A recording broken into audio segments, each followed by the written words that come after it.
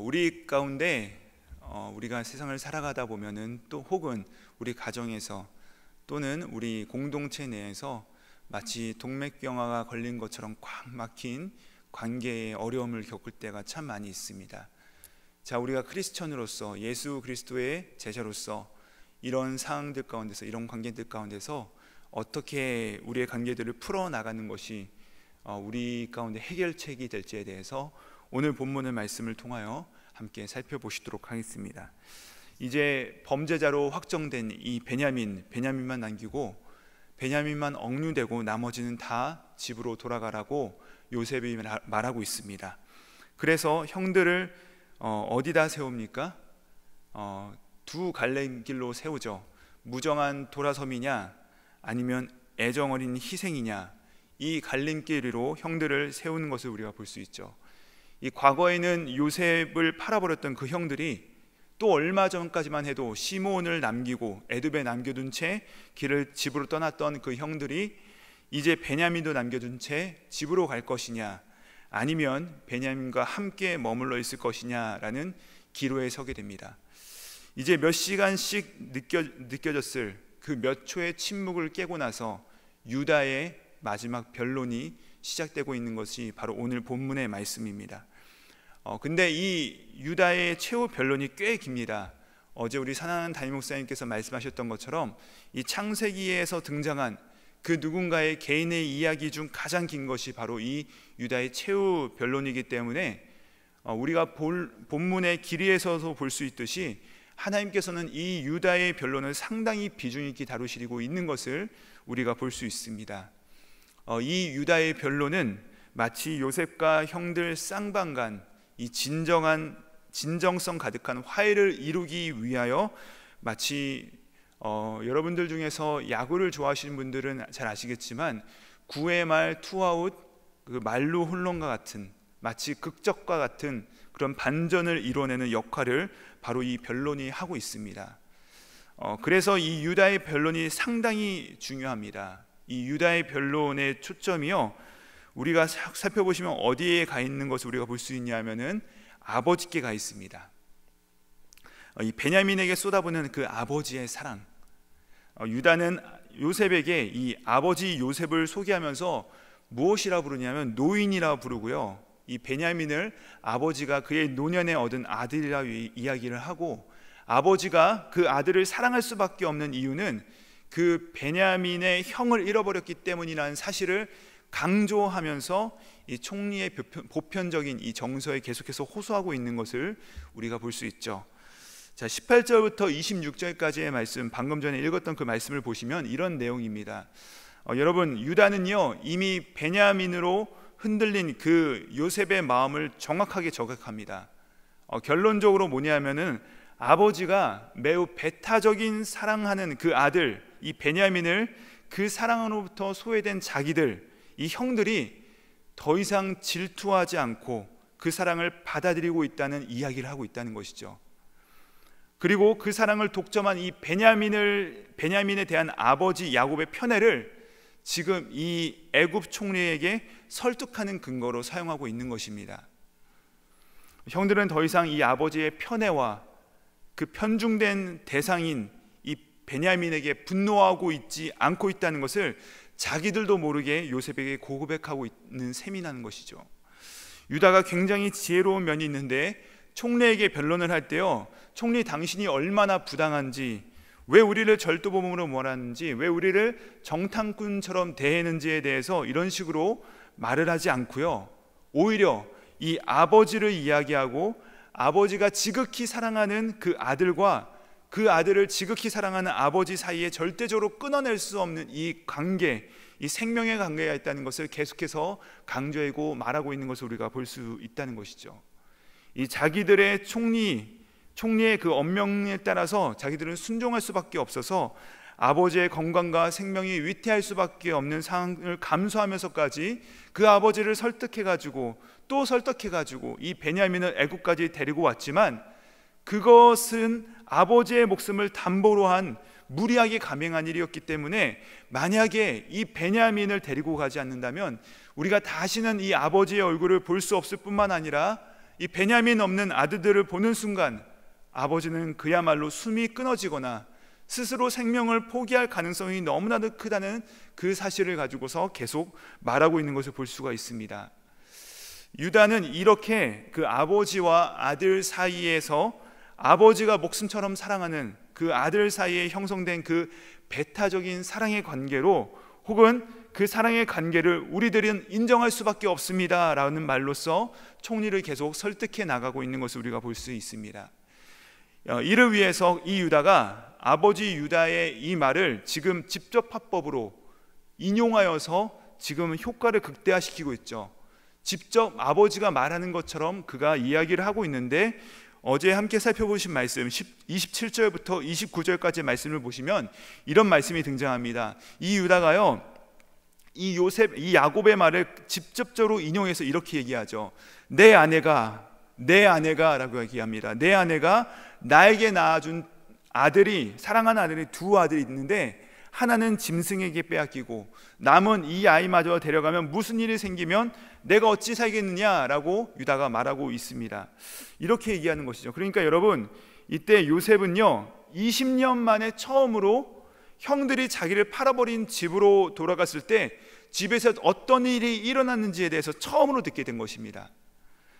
그때 피 묻은 그 아들의 옷을 보면서 처절하게 울부짖는, 그 가슴을 찢는 아버지의 그 마음을 느끼면서 그가 처음으로 그 이야기를 듣게 된 것입니다. 하지만 동시에 유다가 이 이야기를 한 것이 뭐예요? 아버지에게는 오직 한 여자와 두 아들만 있었던 것처럼 말하고 있다는 것이죠. 자기들을 아버지가 아들로 생각하지 않고 아버지에게는 오직 한 아내와 두 아들만 있었던 것처럼 그가 얘기를 하는데, 이 이야기를 하면서 이 유다가 그 아픔과 그 고통을 꿀꺽 삼키며 이야기하고 있다는 것입니다. 그 모습을 보면서 요셉에게도 많은 생각들이 그의 마음속에 흘러갔을 것입니다.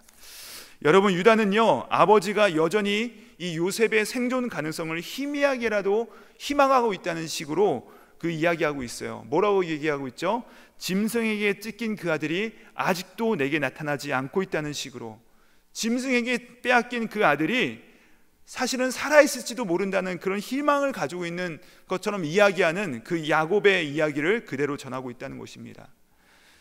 동시에 베냐민에 대한 아버지의 편애, 이 쏟아지는 일방적인 사랑, 다른 아들들은 다 없어도 오직 베냐민만 있으면 돼라고 느낄 정도의 아버지의 이 지독한 편애를 자기들이 인정할 수밖에 없다는 식으로 지금 유다가 이야기하고 있는 것이죠. 최종적으로 이 유다는 베냐민을 이 애굽에 억류시키는 것은 아버지에 대한 간접적인 살인행위가 될 수 있다는 식으로 은연중에 이 총리에게 압박을 하고 있는 것을 볼 수 있습니다. 이 30절부터 31절까지 말씀을 보시면은 그 말씀이 등장하죠. 여러분, 총리 앞에서 유다는 내색하지 못했고 또 내색할 수도 없었겠지만, 저는 감히 상상하건대 유다가 속으로 이렇게 이야기하고 싶었을지도 모르겠다라는 생각을 합니다. 이렇게 얘기하는 것이에요. 우리 형제들에게는 지금에 와서 뼈아프게 후회하는 일이 있습니다. 우리는 아버지의 아들, 그러니까 베냐민의 형, 우리의 동생 요셉을 죽이려다가 애굽의 노예로 팔아버린 자들입니다. 그런데 그랬던 우리가 이제는 그 동생마저도 잃을 수 없습니다. 절대 그것이 불가합니다. 그것을 통하여서 우리 아버지마저 돌아가게 하신다면 우리는 도무지 인간으로조차도 살 수 없는 자들입니다. 아마 이런 식으로 그의 마음을 풀어내고 있는 거라고 저는 생각을 합니다. 결과적으로 유다는 막내 동생 이 베냐민을 향한 아버지의 사랑을 인정하려고 하는 짐심, 그의 마음, 그리고 이 베냐민을 구원하려고 하는 그 열정에 온 힘을 실어서 이 헌신을 겸손하게 그 앞에서 고백하고 있는 중이라는 것이죠. 그리고 이 고조된 고백 속에서 결정적으로 터져나온 말이 그 요셉과 그 형들을 완전히 화해시키고 이 요셉을 도저히 참을 수 없게 그 앞에서 통곡하게 만든 말이 되었다는 것입니다. 그것이 바로 33절의 말씀입니다. 이렇게 말씀하십니다. 이제 주의 종으로 그 아이를 대신하여 머물러 있어 내 주의 종이 되게 하시고 그 아이는 그의 형제들과 함께 올려보내소서. 이 베냐민을 억류시키시려면 차라리 저를 평생 죽을 때까지 여기 잡아두세요. 부디 이 베냐민만은 아버지께로 갈 수 있게 해주세요. 그 말이죠. 여러분, 이 말이 요셉이 의식했건 의식하지 않았던 간에 아마도 요셉에게 있어서는요, 어마어마하게 그가 기다렸던 그 말이었을 것입니다. 아버지의 모든 사랑을 독차지하고 있는 그 형제를 버리고 떠나는 대신에 그 아버지의 모든 사랑을 독차지함으로써 우리를 소외시킨 그 베냐민을 버리고 떠나는 대신에요, 그 베냐민을 대신하여서 기꺼이 자신이 희생하겠다는 바로 그 말, 바로 내 가슴 깊은 속에서 자기 중심적인 욕망을 버리고 그 죽이는 결단이 없이는 할 수 없는 바로 그 말, 오직 그 말과 그 말이 따르는 행동만이 이 아버지의 편애를 인정하고 꿀꺽 삼키고 받아들일 수밖에 없다고 하는 이 유다의 고백이 바로 요셉의 마음 가운데 강하게 울렸을 것이죠. 결국 유다는요, 자신이 대신 희생하겠다는 그 길만이 자신의 동생을 살리고, 그리고 그 동생을 살림으로써 비로소 아버지도 살릴 수 있다는 길임을 지금 고백하고 있는 것입니다. 유다와 형제들은 그렇게 하는 결단이 결국 자기들도 살게 하는 길이라는 것을 아무도 생각하지 못하였을 것입니다. 절대로 생각하지 못했었겠죠. 하지만 그것도 모른 채 그렇게밖에 할 수 없을 때 그의 행동은 훨씬 더 깊은 순전함을 확보하게 된 것입니다. 아마도 유다는 자신의 결단에 우리가 지금 보려고 하는 이런 종류의 이해가 있다고 생각하지 못했을 가능성도 있습니다. 그렇지만 몰랐어도 아무 상관이 없죠.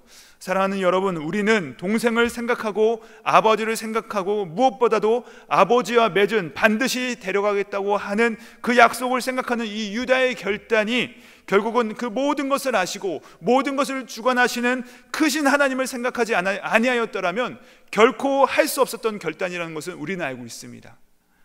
여러분, 20년 전에는 요셉을 애굽에 팔아넘기자고 제안했던 사람이 누구였죠? 바로 이 말을 하고 있었던 유다였죠. 20년 전에 형제들에게 요셉을 애굽에 팔아버리자고 제안했던 그 유다가 이제는 자기가 베냐민을 대신하여서 팔아넘겨져도 괜찮다라고 고백을 하고 있다는 것입니다. 더 나아가서 부디 제발 그렇게 해달라고 그가 간청하고 있는 모습으로 이 앞에 서 있습니다. 드디어 우리는 이 요셉과 그의 형제들이 이 화해의 입구 앞에 서게 되었다는 것을 직감하게 되었습니다. 이제 우리 자신들을 돌아보시죠. 우리에게도 풀리지 않는 숙제가 있습니다. 때만 되면 우리 가운데 떠오르는 그 숙제, 꽉 막히고 숨이 막히는 마치 잘 풀리지 않는 것 같은 답답한 관계들이 있죠. 근데 사랑하는 여러분, 그 막힌 담을 허물고 또 그 진정한 화해의 자리, 숨이 쉬어지는 자리에 이르는 그 마지막 관문은 결국에 그 치명적인 가해자로 분류된 그들을 위하여서 기꺼이 나를 희생시키려고 하는 너무나도 아름답고 고통스러운 결단의 행동이 우리 가운데 요구된다는 것입니다. 이 결단은 너무나도 잔인하죠. 너무나도 힘들죠. 너무나도 괴롭죠. 가해자를 꿀꺽 삼키려는 그 끌어안으려는 것이 불가능에 가깝습니다. 너무나도 힘들다는 것이죠. 그렇지만 나에게 해를 가한 그를 끌어안는 이 행위는요, 나를 위하여서 하나님의 아들이 영원토록 죽을 수밖에 없는 나를 위하여서 하나님의 아들이 자기의 모든 아픔을 꿀꺽 삼키고 나를 끌어안으셨다는 사실에 비교해 보면요, 아무것도 아니라는 사실, 정말 티끌 같은 행동이라는 사실을 우리가 알고 인정할 때 우리는 상대방을 강하게 끌어안을 수 있게 된다는 것이죠. 그러니까 나를 품으신 그 사랑이 내 안에서 얼마나 강하게 진입하느냐에 따라서 내가 가해자를 품을 수 있는 일이 티끌처럼 느껴질 수 있게 되는 것이고, 그 강도가 너무나도 작게 느껴지면은 우리가 가해자를 품을 수 있는 그 일이 너무나도 태산처럼 커서 도무지 내가 감당할 수 없는 일이 되는 것이기 때문에 결국에 나에 대한 예수 그리스도의 사랑의 크기가 내 안에서 깨달아지는 그 깊이와 그 넓이가 나의 모든 행동을 결정하게 된다는 사실입니다. 여러분, 우리가 뭔가를 결정할 때 그 결단의 행동이 오직 내가 나를 기꺼이 희생시키더라도 사실은 그게 희생이 아닐 것이라고 느껴질 만큼 그 하나님의 크신 사랑이 우리가 깨닫고 체험할 때 그 힘이 우리 안에서 솟아오르게 되는 것입니다. 하나님은 기꺼이 우리를 위하여서 당신의 아들, 당신의 아들 예수 그리스도를 우리를 위해서 희생하시죠. 그리고 나서 우리를 당신의 아들과 딸로 삼으십니다. 독자를 죽음에 내던진 아버지의 사랑, 그 사랑에 대답하여 기꺼이 자신을 내어주신 그 아들의 사랑이 우리를 오늘도 지금 강건하고 계신 것입니다. 이 사랑의 이야기가 이제는 그 누구의 이야기가 아니라 나의 이야기가 될 때, 내 삶 전체에서 오직 나를 지배하는 가장 큰 스토리가 될 때, 비로소 우리는 우리 주변에 있는 관계들도 우리가 사랑으로 꿀꺽 삼키고 품을 수 있게 되는 것입니다. 오직 그 사랑이 오늘도 강수처럼 흐르고 흘러서 나를 깨우고 나를 움직이는 그 사랑만이 내 안에서 마치 동맥경화에 걸린 것처럼 마치 꽉 막혀 있는 모든 관계들을 푸는 최후의 관문이자 열쇠가 된다는 사실입니다. 사랑하는 성도님들, 저는 기도하기는 우리 모든 성도님들에게, 또 저에게 이 하나님의 놀라우신 사랑이 흘러들어와서 숨막히는 모든 관계를 꿰뚫어서 결국은 우리 모두가 숨을 쉬고요, 자유와 부유함을 체험하고 우리 가운데 정말로 영광의 회복이 일어나는 그 놀라운 은혜가 우리 모든 가정 가운데, 우리의 모든 공동체들 가운데, 사랑하는 우리 KCQ 가운데 임하게 되기를 주님의 이름으로 축복드립니다. 기도하시겠습니다. 하나님 아버지, 감사합니다. 주님, 오늘 우리가 이 요셉의 이야기와 또 유다의 최후 변론을 통하여서 다시 한번 우리의 모든 막힌 관계의 해결점을 다시 한번 발견하게 하심을 감사드립니다. 주님, 우리가 예수 그리스도의 은혜로 구원을 받았지만 여전히 우리 가운데 풀리지 않는, 해결되지 않는 꽉 막힌 관계들이 너무나도 많습니다. 그것이 우리 개인의 관계 가운데서도 또 공동체적인 관계 가운데서도 너무나도 힘든 점이 많이 있습니다. 주님, 그러나 그 관계를 해결하는 유일한 열쇠는 바로 하나님께서 사랑하는 아들, 독생자 아들을 우리 가운데 내어주시면서까지 사랑하신 그 사랑이 우리 가운데 흘러 들어져 나올 때, 그것을 우리가 깊이 체험하며 넓게 누릴 때 가능한 이름을 다시 한번 깨닫습니다. 주님, 그 사랑의 물결을 다시 한번 우리의 심령 가운데 불어넣어 주시고, 오늘 하루도 우리가 그 사랑을 가지고서 우리의 막힌 담들을 뚫고, 또 우리의 우리가 사랑할 수 없는 사람들을 꿀꺽 삼키면서 끌어안을 수 있는 은혜로서 함께하여 주시옵소서. 감사드리오며 거룩하신 예수님의 이름으로 기도드립니다. 아멘.